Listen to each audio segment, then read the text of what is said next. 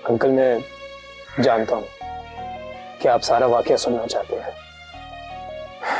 मैं आपको सब बताता हूं। दरअसल हमारी यूनिवर्सिटी में एक लड़का है, फराज, बहुत बदतमीज इंसान। उसने नाजिया का दुपट्टा खींचा।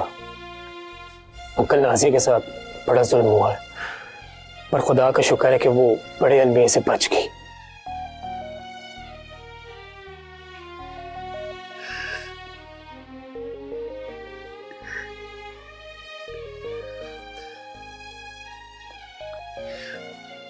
बेटा, मैं बल्कि सारा घर हम तुम्हारा एहसान मानते हैं। मैंने तुम्हारे बारे में सही अंदाजा लगाया था। तुम एक नेक और अच्छे लड़के हो। मैं जिंदगी भर तुम्हारा एहसान नहीं।